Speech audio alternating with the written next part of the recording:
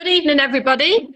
Welcome to our second members meeting of the year. We're very lucky tonight to have a presentation by Adrian Coward, who most of you will probably know, and those that haven't met Adrian before, he's, apart from a professional ecologist with years and years of experience of dealing with badgers and all sorts of other wildlife, but he's also a past chair of Somerset Badger Group for many, many years as well. So we're very lucky to have him tonight to talk about badger problems and how he's dealt with them. So I'm sure we're all going to learn plenty from that. So without further ado, I shall hand over to Adrian and he will give his presentation. Okay, right. So where do we find problems? Well, virtually anywhere. In gardens and parks, a lot of you will get involved with garden problems. In gardens and in parks, they can be a difficulty sometimes. Under structures, clearly they can go under patios and roads and tracks and houses, reservoirs, trees, whatever, but structures particularly can be a problem. And funny enough, in cemeteries, I think if you think about a cemetery, it's a nice place for a badger, really. The grass is kept relatively short. They've got good places to get and hide away under the gravestones. It's reasonably quiet at night. The cemeteries are quite a good place for badgers. And in flood defences, anybody that knows Somerset, and particularly the Somerset levels, will know that there are lots of flood banks that are created where the river is higher than the ground outside because of the way they're formed. And certainly they're one of the few places on the Somerset levels that badgers can make homes in the flood defences. The other places I noticed on the levels, which is quite an interesting thing, is that when they built the M5, they made it great for badgers because they built these overbridges and they built these embankments and they put soft soil in and hard tops on. They planted it with thorns, made it ideal places for badgers. So when you go down the M5, if you have a look, you'll probably find that nearly every other overbridge there'll be a bank with a badger in it, a badger set in it. And on farmland, certainly badgers can be a nuisance to farmers sometimes. And some of the jobs I do involve farmers. So how do we resolve the problems? Well, clearly, we've got to do it lawfully. I mean, there are a lot of people block sets. A lot of people put glass down sets. A lot of people put barbed wire in over sets. A lot of people put foul substances down badger sets. But the law has been developed to allow work to be done that enables problems and difficulties to be resolved legally. There's only one element of the Protection of Badgers Act that you can't get a licence to do, and that's to cruelly ill-treat a badger. You can get licences to close badger sets, to disturb badger sets, to exclude badgers. So, you know, the thing is, above all costs, you must do it lawfully. And then the other my other main aim is to make sure I do it with a minimum detriment to the badger's welfare. So I'm always looking for an angle. I'm always looking for an angle to avoid doing anything to the badgers and the badger set. I'm always looking for an angle to find a way around it so we can keep them where they are and not be a problem. But that's not always the case. And sometimes you have got to destroy sets, again, legally. Sometimes I provide artificial refuges for badgers. And certainly a lot of the work I do is in urban areas. And you don't have the benefit of being able to search around on the farmland and find other sets and know there's somewhere else for them to go. So quite often artificial sets are put in because you can't find anywhere else for them to go. And certainly I'm reassured in some ways that there's a greater move now amongst the people in Natural England that I work with and other of the consultants that I come across to provide more and more artificial sets. Because in the past, the legislation was such you just basically exclude them out and they go somewhere else. And that's not good because all it does is move the problem. And I'll give you an example. When I started first working for the Environment Agency with the flood defences, I got involved because one of the flood defence managers was a friend of mine. And he said, well, every year, he said, we pay a government body and they come out and they exclude the badgers out of the badger set and they block the badger set and the badgers topple along the flood 100 yards and build another one. And he said, what would you do? I said, why don't you leave them where they are? Why don't you leave them where they are? Well, we can. The water will come through, the badgers go through. I said, you're the experts at putting in sheet piles, these metal sheet piles that you put into the ground and you link them all together and make like a wall of metal. Put it around the badger set, leave them where they are. Water can't come through, badgers can't go through. And now there's probably over 70 sets on the Somerset levels, and then down into North Dorset and across into South Gloucestershire and over onto the Severn, where there's badger sets exactly where they were. And the badgers are happy. And the environment agency is happy because nobody's going to be, it's not going to be a problem for anybody. Badger, we know where the badgers are. We're managing the problem, not just moving it on. Okay. Sometimes we modify sets. Sometimes we can change the set around, or change the entrance, or maybe close part of it down and make an artificial bit alongside it. So sometimes we can modify sets, again, under license. But like I said earlier on, the best thing to do is leave the badgers alone and leave the sets intact if we can. But there'll be people who will not accept that. A lot of people will not accept it. And a lot of people, particularly in the development area of our society, they just want the site cleared, which is a terrible shame. Right, I'm going to show you a whole series of photographs now, and I'll tell you a story behind each one. Okay. That happens to be in the garden of a retired police inspector. Very, very strict and upright member of the community. And I like badgers, he said. I don't want them in my garden. I said, fair enough. I said, well, what's the problem? I said, well, you've got a hoe there, obviously under a boundary wall. And there was another hoe at the other end, and that was it. And they're about 4 feet apart.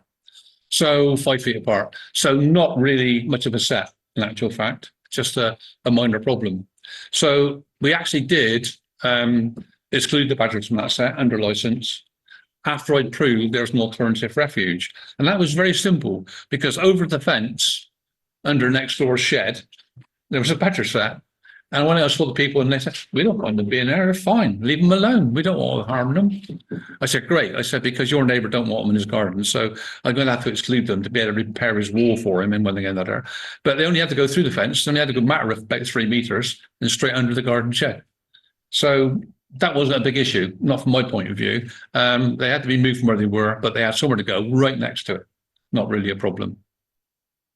Then a friend of mine who works for Bristol City Council rang me up and said, my dad, when he was alive, he's passed away now, but he built a tea room in the garden for mum. And this is a replica of a tea room. Really nice, actually.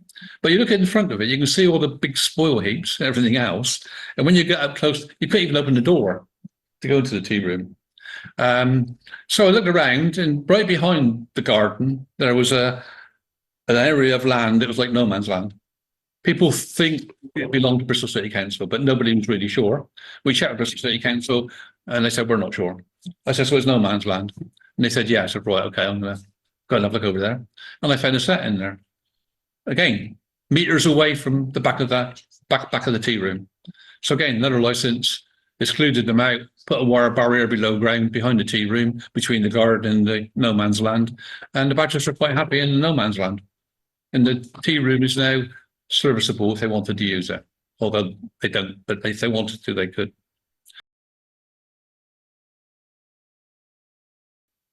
And there's another set that's come out from somebody's garage. And I've not done anything with this job because it wasn't really passed to me, but it was a house that was up for sale. And not only did they actually take a huge amount of spoil out from the garage, they also undermined the patio, which is a real problem. Now, we haven't been contacted subsequently, but I spoke to the estate agents and I made them aware there's a badger set there. I made them aware it's been recorded. We know it's there, it's on our records. And it's up to you to make sure that when you advertise that property, you advertise it with a badger set in the garden, because it's a material consideration. And if they didn't disclose that badger set on the particulars for the property or to any potential purchasers, they would be actually in breaking the law. And they could be taken to task if they sold the house not telling people. So it's quite important to, when you find something, one of the first things you need to do is record it. Make sure it's recorded on database. Then we all know where it is. Now, sometimes you have unusual gardens. And that's somebody's garden, believe it or not, looking from the outside. And you can see the spoil heap there and the footprints going in from the side track. And when you go in the garden further, that's what it looks like. 40 odd years of a kleptomaniac And that's now going to be a development site, but we've come up with a mitigation scheme where the badger set will stay where it is. Once I've cleared all the rubbish off it and found out I can modify it to keep the badgers there, but that'll be under license. And the developer is quite happy because all he's lost is about 10 square meters or 10 meters square, a 10 meter square of the back end of the garden. And as it happens, he's got to work with before and he likes wildlife and he's quite happy for the badgers to stay there. So again, there's a license work, but we won't be moving them. We'd be basically making sure the set is intact and modified if we need to, so it can stay where it is. And it'll be fenced off and it's got runs out each side so they can go where they want. So again, gardens are different sort of situations. And occasionally you get allotments with problems and you notice that one, it says no access into the allotments anymore. And that one will probably be dealt with in due course. At the moment, it's not a problem. This is actually in Bristol. I'd had a difficulty with a site in Bath. I had badgers under a coach house, which had no foundations to it. And I had badgers in a churchyard about a quarter of a mile, third of a mile away. Now, unfortunately, the coach house was next to a park. And I was told the park keeper persecuted badgers. He didn't like badgers because they made a mess on his grass. And the friends of the old churchyard, which is no longer a church, just a sort of memorial site, if you like, didn't like badgers either. But what they didn't know was before they got involved as friends, I'd already built an artificial set amongst the graves. I actually had to dig it in between the graves to get the set in, and it was working quite well. And then suddenly, the badgers went very, very quiet, both there and under the coach house. And I think somebody was poisoning them. Couldn't prove anything, but we think that's what was happening. Anyway, cut long story short, I then built an artificial set in the park next to the coach house. And that started to work reasonably well. Then it went very quiet. And I was over there a couple of weeks ago, and you can see the amount of spoil the badgers have moved out from what is quite a small artificial set. But all that spoil to the left of that artificial point has been dug out by the badgers since I built the artificial set. And one of the things that I've found from experience, really, I suppose, over a period of time, and by looking at natural sets when they were destroyed, was that you need to make an artificial set with room for the badgers to expand it themselves. And if they can dig themselves, that's what they do. Huge amounts of spoil like that. Sometimes they do cause structural problems like walls falling down, although in actual fact, that's probably due to the pressure of the spoil on top of the wall. You can see the edge of the park here. This is in Yeovil, actually, and all the pressure on the spoil on top of the wall, and the fact that the wall had no drainage hose in it contributed towards the problem as well. And then the walls collapsed. And I built an artificial set 3 years before. And the view was they were going to take the wall down completely and rebuild it completely. And then they decided that they couldn't afford to do that, the council, because it was going to be an awful lot of money. And so they said, well, what can we do? How can we sort of get over it? I said, well, we need to reduce the spoil down from the top, get rid of some of that spoil. You can see it all spilling over there. I wouldn't park my car there, but people do. And it all spills over. So what we did, you can see the amount of spoil there on top of the wall, all building that.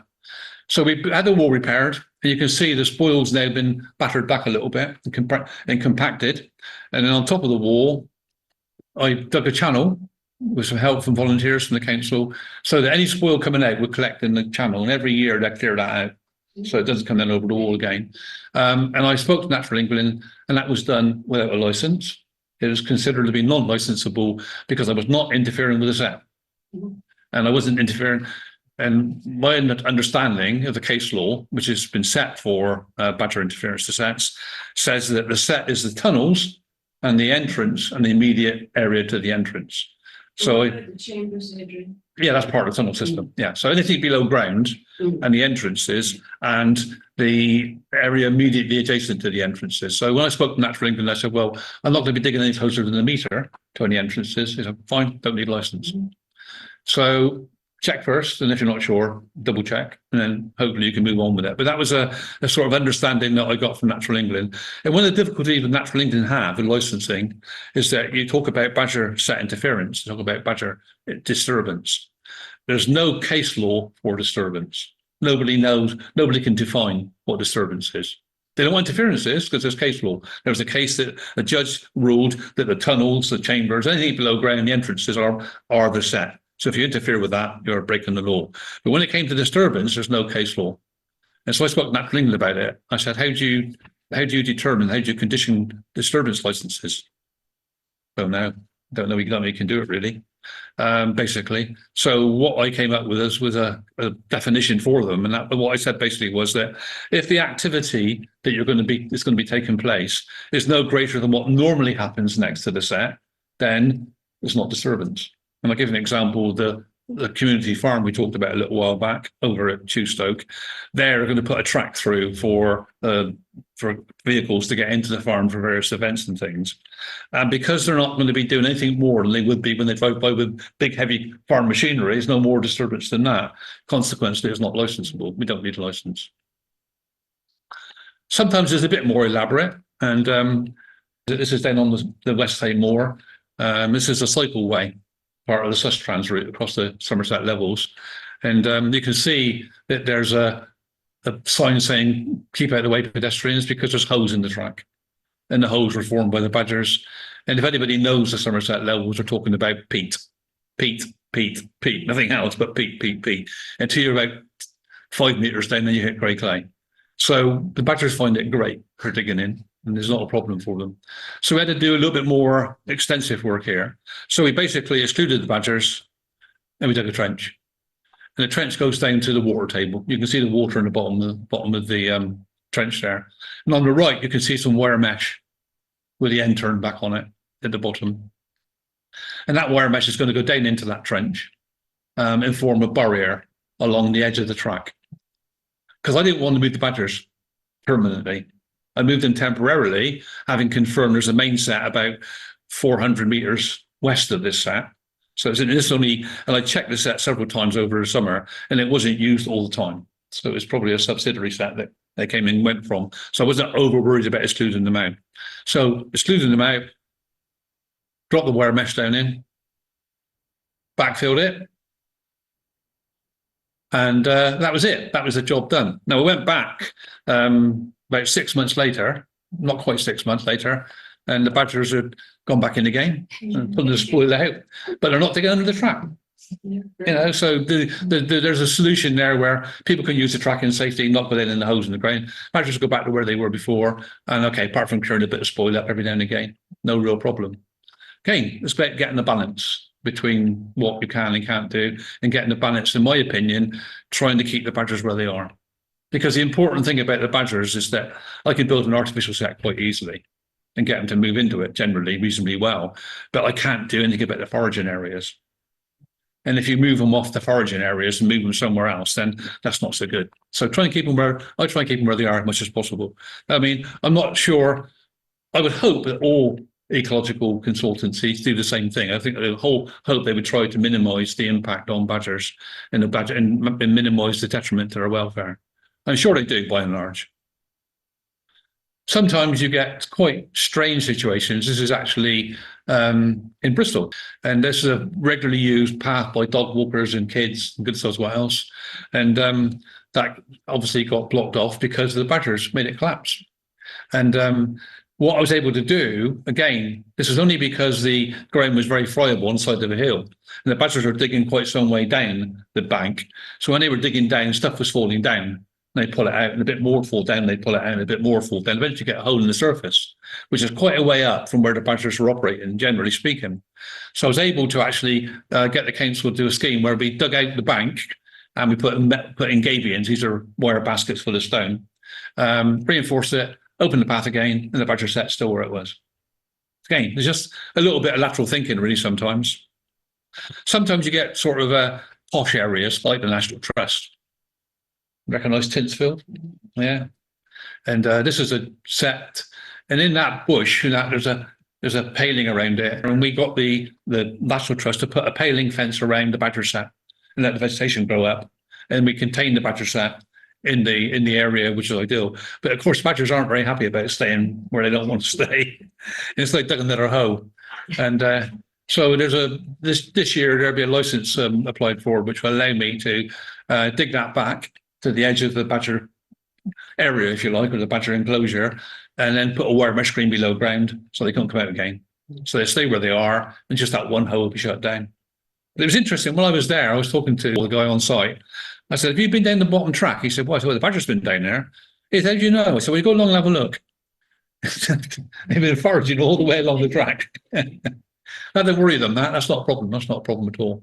It's interesting to think that they're over the whole site, generally speaking. Occasionally, there are security problems with sites. This is a Wessex water site, then at Highbridge, where there's a hole where the badgers come underneath and the wire's been bent back. And what they were finding was that the kids that were playing around there, messing around, would unravel the chain link and get a hole bigger outside, and be able to get through into the enclosure. Nothing of any great consequence there, apart from the fact there's a health and safety issue with kids playing in treatment works.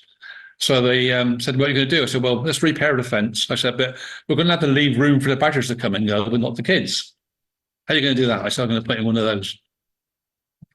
Yeah, so we've got a gate there now where the badgers can come and go, and the wire mesh has been repaired and buried back in the ground again, so keep the kids out, and the badgers can come and go, no problem.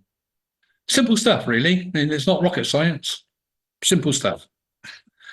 I mentioned about modifying sets sometimes, and there's an entrance I've modified under license. Okay, that was spilling soil onto the car park and the crematorium. They weren't very happy about that. So I basically dug back in, put a bit of pipe in, and then backfilled it. So the badgers now, instead of pushing the soil over onto the car park, they push the soil along the bank. So again, hopefully it's okay. The next couple of slides are a set that worries me, and we're in a difficult situation because legally there's no illegal activity taking place. Generally speaking, in my opinion, there is perhaps a loop we can use. And this is a track down on Somerset levels. And this track has been, a field at the end has been bought by some people who are just doing, I'm not sure what they're doing there, but they're doing all sorts of things there. And they're going backwards and forwards, heavy machinery. And you can see they're flattening the track down. And where the puddles are is where the collapses are in the set. Now, having said that, this is not unusual on the Somerset levels. There's lots of droves like this where badgers are underneath them and vehicles go across. It's not really a major problem. And you can see the set is still quite active, even though there's been activity going over and filling it with water, and even to the point where they go across a little fallen branch to get into the fields over the Reen. I spoke to the Environment Agency, I spoke to the police about it, and Badger Trust were advised as well. And I said that surely we can make these people aware there's a badger set there. And if they continue to cause damage, that's reckless. So there's no defence for recklessness in law, even if they're not breaking any laws. If you can't prove they're not breaking any laws, maybe you can prove they're being reckless. And they're thinking about that. But what I've also done, I found it further up the track where they go in from the gateway, they were dumping an awful lot of rubbish, building the track up. So I said to the person who complained to us that, you need to ring right to the Environment Agency now, because they're depositing rubbish and it's getting into the water courses and they're causing pollution. So if we can't get one way, we'll get them another. Now, I mentioned cemeteries earlier, and this is a badger hole that's come out. You can see along the right-hand side of the slide all the little plaques and things where people's ashes have been buried and garden of remembrance. And the strange thing is that about 15, 16 years before this, I'd actually got them to contain the badger set behind that fence. I don't mean contain that they can't get out, but what I mean is we made an area for the badgers. Keep them there and let them operate there, and that's fine. And if you look over the fence, you see what the sort of situation is. But that was another one where we basically, under license, excluded out the hole on the outside, dug a trench, put a wire mesh screen in, so they're still okay on their side of the fence, but they can't come out into the cemetery anymore. Again, status quo, hopefully. Everybody happy. They do some quite bad damage in cemeteries sometimes. And this is an old cemetery. It's not used, I don't think, now currently for burials. So it's in actually Locksbrook in Bath. And the badgers were, making a bit of a nuisance of themselves. And quite a lot of spoil, one thing and another. We got the council there and said, "Look, what do you want to do about this?" And they said, "Well, I I said, you can get them out if you want to get them out under license for causing damage. I said, but where are they going to go? And they said, oh, we don't know really. I said, well, what do you want to do? And they said, well, nothing, basically. We tidied it all up. We put soil in where the collapses were, and made it all look a little bit more presentable. And sometimes, you get a situation where work has been done, and I dare I say this has been done by somebody else. And this is another cemetery where the consultancy had put in miles of wire mesh all over the place and left holes in it. And they come out where the badgers found with holes. So I had to go back then and put more wire mesh in where the holes were, just to keep the badgers where they should be, which is in a little bit of copse next to the cemetery. Occasionally, I'll get involved with schools, and sometimes it's a bit more extensive. And that's a classroom where badgers are getting underneath. And again, excluded them out under license, have improved. There's a set in a gully just about 400 or 500 meters from the school. There was quite a main set in the gully, so I knew where they're coming from. So they had somewhere to go. And then I excluded them out, put the wire mesh in, recovered it again, back into the car park. Everybody happy. And sometimes I've got a whole load of school jobs. There's one there, you can see underneath some electrical equipment, digging out the cable, not a good thing. And occasionally you get them under property where people don't know they're there. This is from a site over on the Somerset levels. A chap who'd moved down from the home counties, retired, bought his picturesque rose box chocolate cottage, with a thatched roof, and went into his garage and said, "Why's the floor collapsing?" He said, "Nobody told me about that." So I went and saw him, and I said, "Well, you actually got badgers under your garage." But again, there was a set only a matter of 50, 60 meters away up the hedgerow, which we left, and I basically got them out and rebuilt the wall for him. So again, not acceptable to leave them where they are because they were making the floor collapse. But where they are now, they're fine. And just occasionally, I'm astounded. Now, if you look at that slide, you can see pavement slabs, you can see a black gutter, and if I get up and just, they probably won't be able to see it from they won't be able to see me do that, will they? No, but I was going to say, if you imagine from that paving slab on the left-hand side, between there and the white pipe, there's a gap under the bungalow. Yeah? Now that gap is the width of a paving slab in the concrete that's on. Badgers are going in there. They're under the floor, you can hear them. Keeps her awake at night. So again, quite a simple job to resolve, but it just astounds me. I had a job many years ago where I got called by some students from the University of Bath, and they were in one of the 3-story, 4-story properties in Bath with a basement garden, and we got a badger in the basement garden that's fallen in and can't get out. So I went over and I couldn't see it anywhere. I said, "Sure, it's not gone." And I mean, there's like a 8-foot wall all around this garden, and there's no sign of badger as far as they were concerned. They've been feeding it prior with cornflakes. But nevertheless, I couldn't see it anywhere. So I had a good look around, and I looked in one of the drainage holes in the wall. And that drainage hole was 4 inches by 5 inches. And I shone my torch in, you can see a badger's face looking at me. And he'd gone in behind that wall. So I went down to the building site down the road and half-inched a plank of wood and put a plank of wood from the bottom of the garden up onto the top of the wall where the ground was level on the other side down towards the river. I went to Waitrose. No, any other supermarket would have done, but I went to Waitrose, bought some dog food, put it all up the plank, and went back into the flat and waited and waited and waited. 12 o'clock, 1 o'clock, 2 o'clock. I'm going to go home now. I went home at 2 o'clock. Went back the next morning, and all the food had gone, and there was a footprints, and he'd gone over and got himself out. So, there's a simple way sometimes. Now, I've had a spate of jobs recently where I got blocks of flats, quite often old people's flats. And for some reason, when they build these flats, they put in what I call a service duct. So below ground, they put a lintel in and they leave a rectangular hole with a lintel across it. And they put the pipes out through when they put the sewer pipes in. But nobody fills in the holes around the pipes. Okay? Now, badgers are dab hands at finding them. And I've got a whole series of jobs like that where I've dealt with, and I'm dealing with currently, where the badgers just go underground, straight in under the floor. And quite often, these flats are built with what they call concrete beam floors. So basically, you've got dwarf walls with concrete beams on them, and they put concrete blocks in and cement it over. So you've got a void underneath the building, ideal for badgers to go up and lie up. And they don't even have to dig, apart from getting in.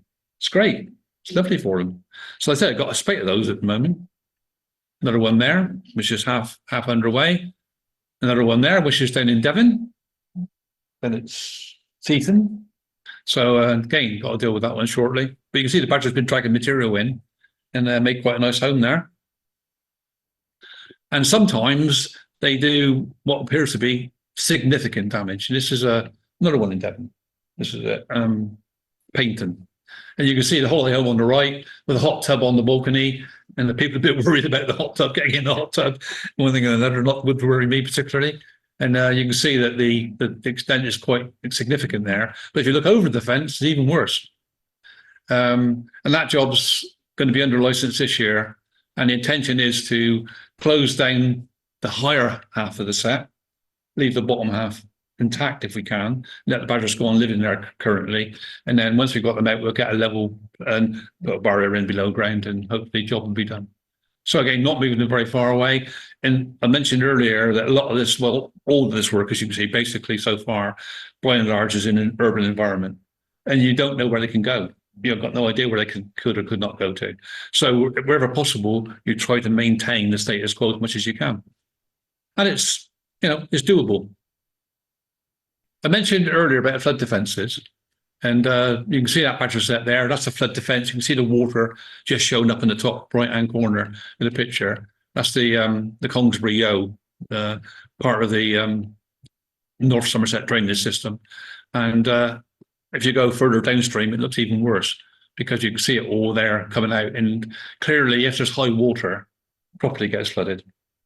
And depending where it is, it's prioritised.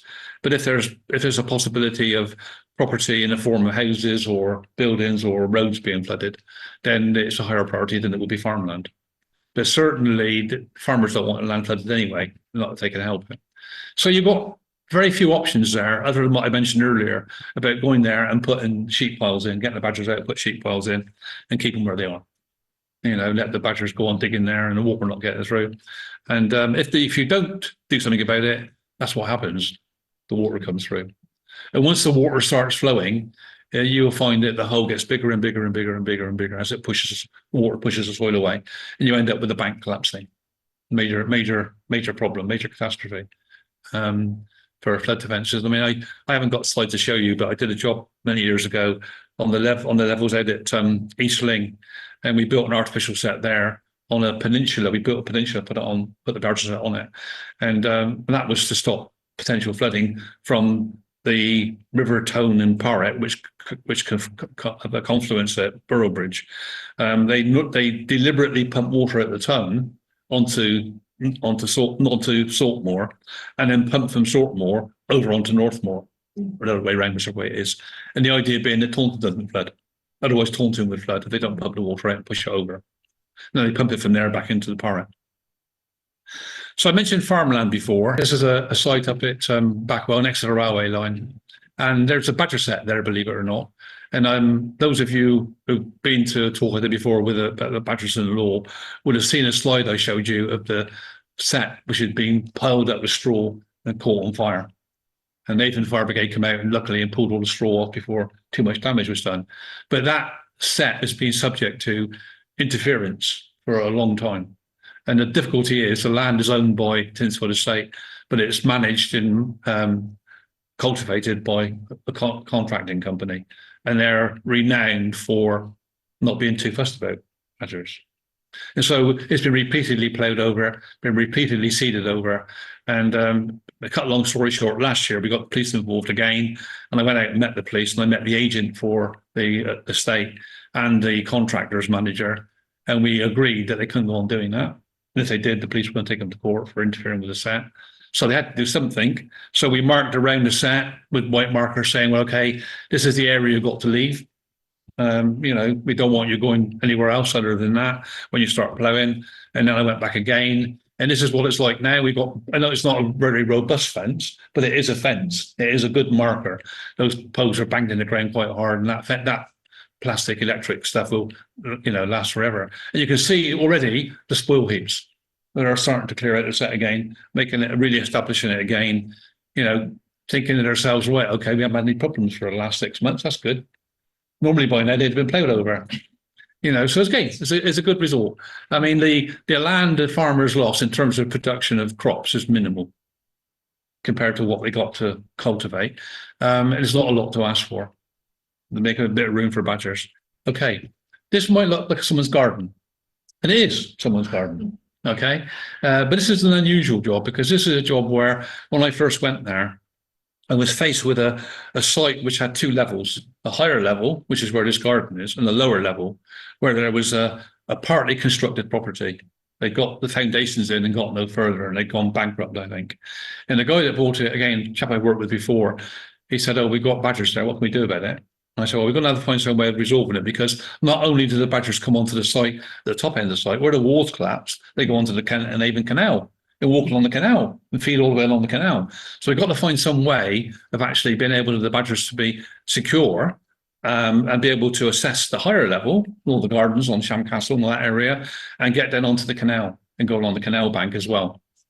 So I basically constructed an artificial set with two levels, a lower level and an upper level, all joined together below ground, but an upper level and a lower level. And the upper level is there. You can't see it, but their entrance is there in amongst the vegetation. And the person that owns the house now, sold the house on, they even know it's there. Not worried about it at all. All they do is, I mean, they go to the next door's garden and dig up the lawn sometimes, but they don't cause a real problem at all. But on the other side, where we rebuilt the wall, I put home at low level. And so there you can see the wall being rebuilt up, but all the way up there, that wall's all been rebuilt up. And where the stones are, there's a couple of loose stones that come out, the badgers come and go from there. So they can come out at low level and go along the canal bank and feed along the canal bank and use the canal thoroughfare as a green corridor. And they go on top and feed up the other side. And they go both ways. So I think that you don't see very many two-tier badger sets. And it worked, which is what it's all about. Sometimes we do work and we don't have to do anything to do with licenses at all. And this is a bit of woodland. And in an urban area, and it's actually a site and edge conservation interest, but it had been left. Nobody done anything with it for years, and so the mountain bikers went in and started building ramps and camps and all sorts of things, and they went all over the set, down through on top of the set and all over it. So again, with the approval of the council, they're happy if you do it for them for nothing. They don't mind, you know, if you can do it as volunteers. So we basically we cut another track down through the vegetation. And in actual fact, it's a better walkway really because it's more level. And we've got the humps and bumps and things on it, where the badger set was. And we put some posts in and we started to build a dry hedge. The unfortunate thing is when the kids come in on holiday, they pinch me posts. And make camps with them. So I'll go back up and bang them back in again every now and again. But that's a small price to pay for the set being left as it is. And so we built the posts in, we put a dry hedge along, and we put a dry hedge across the bottom. The council put a sign up, dry hedge across the top, the council put a sign up. So you can see now behind that white sign, all the bumps and bumps that were the cycleway before that are now the badger set again. And they're clearing it all out and digging it all out, and they're quite happy there. I have a slight issue with one of the locals who keeps putting rubbish on the badger set, and I got a camera up and caught her 2 weeks ago, but I didn't catch her face, unfortunately. I know what she was wearing. I know what her gloves looked like. And she used an IKEA bag for her rubbish, but I didn't catch her face. So next week, I'm going back up to refit some of the posts and put the camera up again. But on the back of that, and having also found quite a rare plant, that little blue thing on the sign, that little blue picture. I'll make it more obvious in a moment. But this is what the council did. They made it obvious to people it was a site and edge conservation interest. I don't know what that thing costs, but it's solid oak. And so what we did in terms of volunteering for them, they paid us back in a way by putting a nice sign up, which is a good thing. And it talks about welcome to Gainsborough Gardens, you know, is a wildlife area. Garden woodland. And on the right is the purple toothwort, which I found when I was there working. I checked with the record centre with Tim Corner at Brack, and that was first recorded in 1953. That hasn't been recorded since 1953. And it's a plant that's probably come from France. But it's interesting to find a toothwort. Okay, I'm just going to give you another sort of taster of what's on the horizon. I've now got a site where I've got drug addicts. And they're leaving needles around. They're defecating in the badger set. and everything else. So I've now got to find a way of protecting that set. So my first line of plan with talking to the council is to put a blackthorn hedge around it. Quite often, a lot of these things are, it's just, I don't know. They obviously cost money. Mm-hmm. And quite a few people who are in the helpline don't want to spend money. Do some of the jobs that affect households or, you know, sets going on with people's property, is that something they can claim on their insurance? Very rarely. I come across it twice, I think, in memory. Two things where the insurance policy is covered for that sort of thing. But by and large, insurance companies don't want to pay if they can help it for anything. And they just say, well, our wild creatures, acts of God. We can't insure acts of God, sort of thing. So very rarely do you get a situation like that. I do my best. I mean, a lot of the work I do is done voluntarily. And quite all the work I do with the police is done voluntarily. But I do commercial work. But on occasions, if I find someone who's, especially a little old lady or a little old man on their own, you know, on their pension, I'll quite often not charge. But I can afford to do that. Interestingly, that one with the spa, the outdoor spa. Yeah. I think they contacted the Devon Badger Group. Did they? Actually, I think it was a couple of years ago, because the local radio, I think somehow it had got onto Devon Live, and the local radio contacted me, and I did an interview. But I did say you're going to need a professional ecologist to help you with that. I did say that. So I'm glad they have, and I'm glad they've approached you about it. No, they didn't approach me directly. What happened was spoke to the consultants who were dealing with it, and basically they effectively working with them for the client. It's not my client, it's their client, really. Right, okay.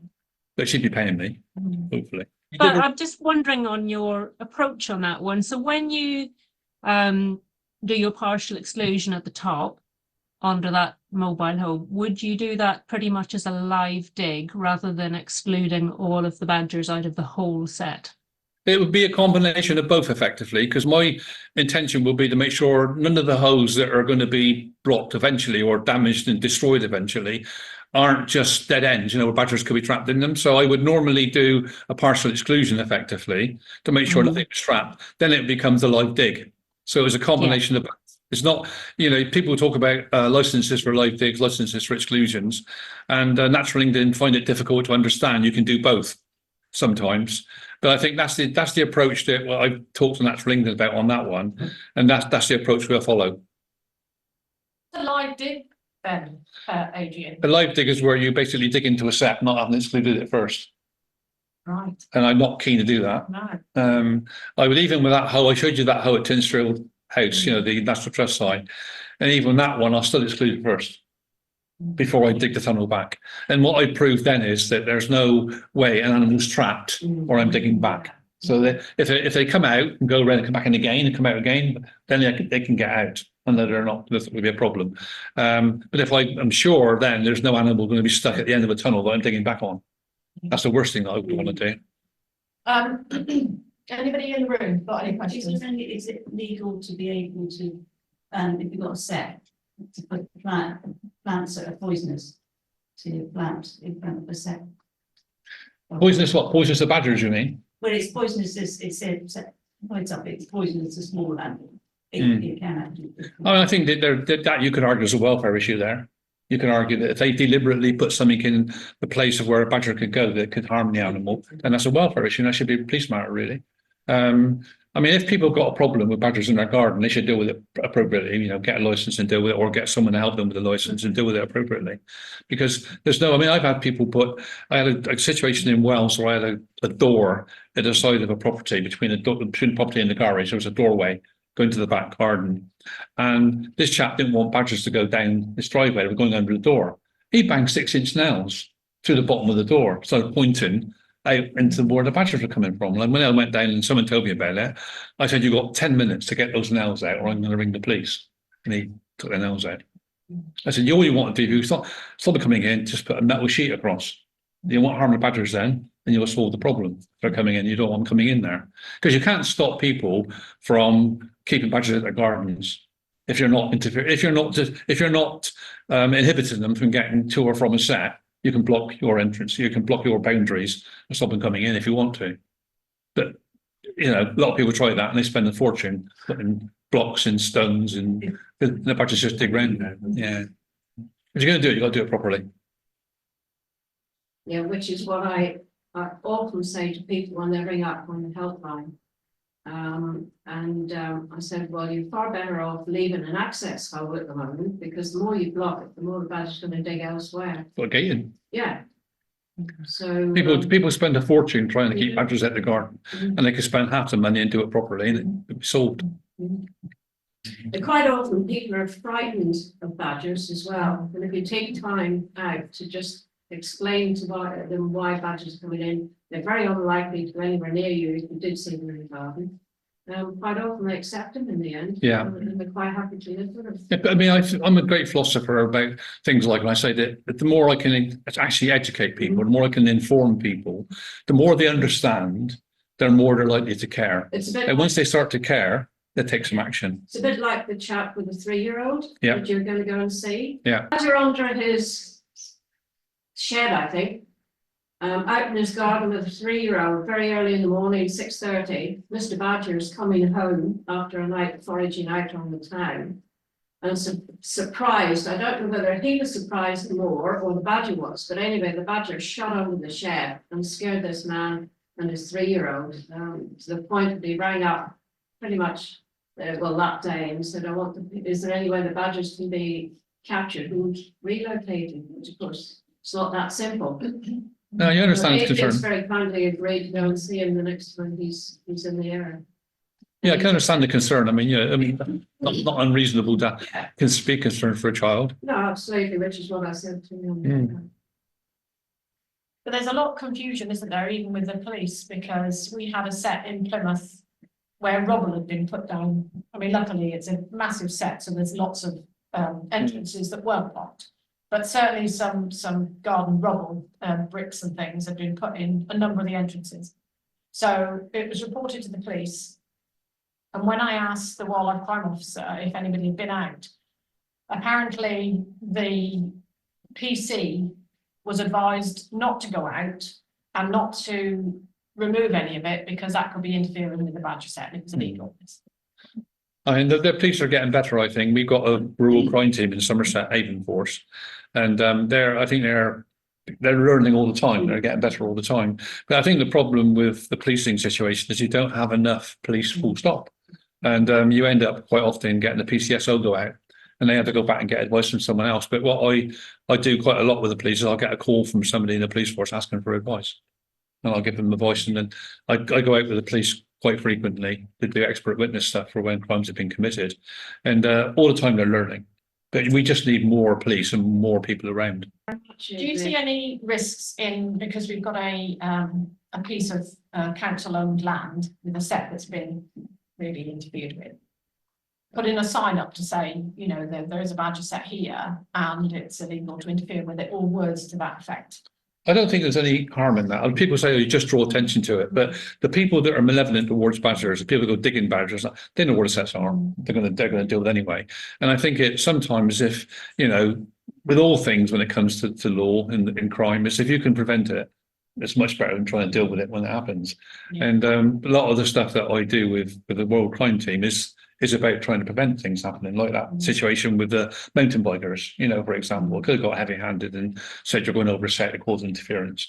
But no, the angle we took was let's find another route for them that's even better for them. They go up on the bank, come down and go round, and they can avoid the set. And that way, you've got a win-win situation. And that's what I always aim for, win-win if I can.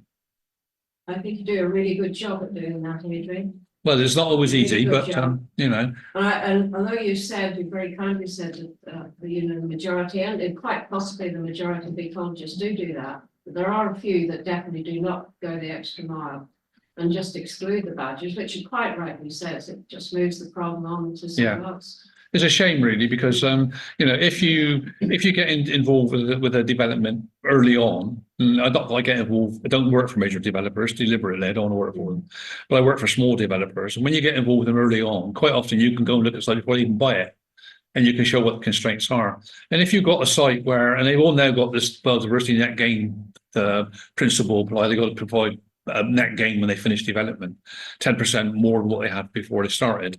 You can quite often say, well, okay, if you want to get your BNG, you can leave that set there and put some trees around it. And that gives you the BNG. You'll get your biodiversity net gain. So there's lots of positives you can get from getting involved early on. And it's a question of, I think developers by and large are realising they just can't go on building houses, cheek by jowl, and taking up all the land. It ain't going to work anymore.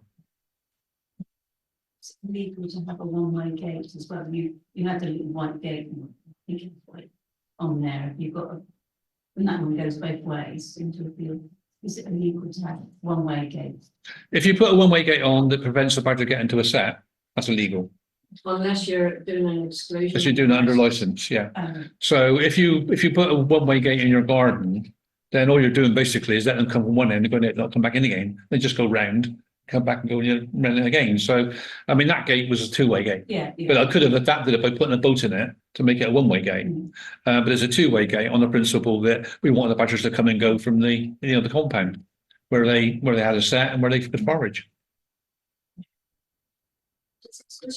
With solar farms, is it normal to put gates in so that badgers can forage in amongst underneath the solar?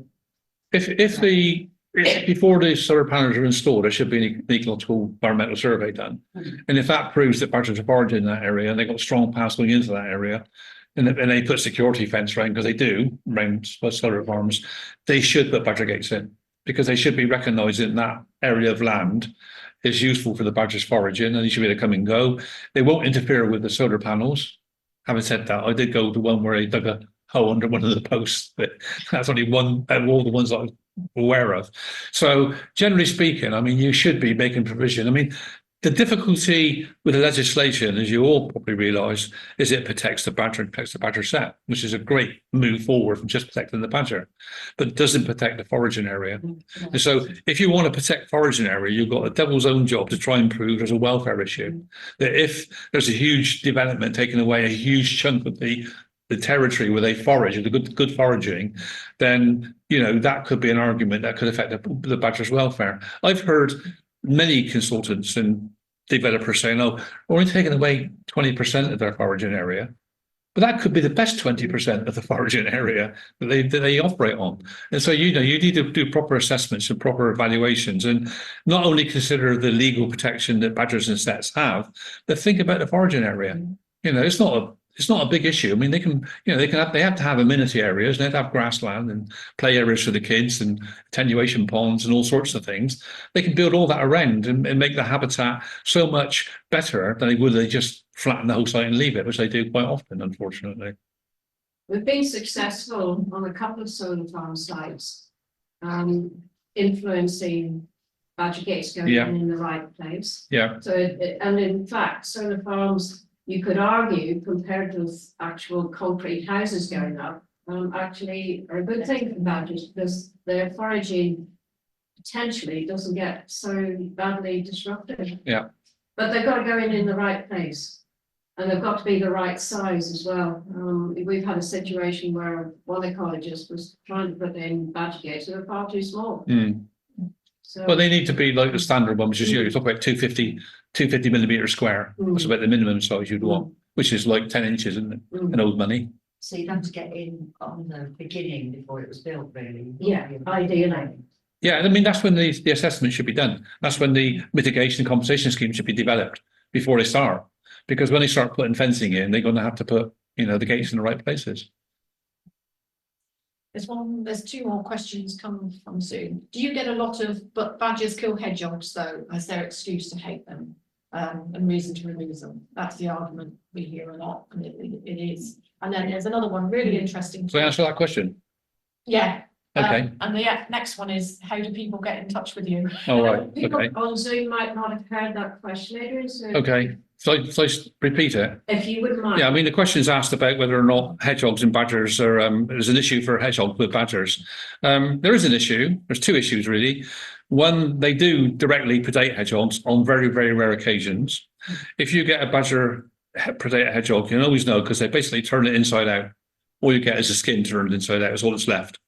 And I can honestly say that I've probably visited, I suspect, thousands of gardens in my time, and I've only ever come across hedgehog skins on 2 or 3 occasions. The big issue really is they compete for the same food. And so they're both insectivores in a sense. Badgers will go for worms and earthworms and beetle larvae and that sort of thing. Hedgehogs go for earthworms and that sort of thing. Well, if they're in an area where there's only a limited amount of foraging and the badger goes in first, he's going to take the majority of food from the hedgehog. But the thing is, the clue's in the name hedgehog. And the reason we don't have many hedgehogs, we don't have many hedges left. And in the countryside, they're virtually devoid of hedgehogs, only in urban areas. And in urban areas, we get territories that are fragmented by people putting new fences up. We get people that treat all their garden with slug bait and all that sort of thing, and not always use the safe ones. So really, and if you talk to the Hedgehog Preservation Society, they'll tell you the same thing. The badger predation of hedgehogs is not really an issue. No. And the fact that they've been living with each other for millennia. Yeah. We've disrupted the problem and created. We're the ones that cause all the problems. Absolutely. You know, the most intelligent species, Yeah. believe it or not. If anybody wants to contact me, they can get me through the badger group. Thank you.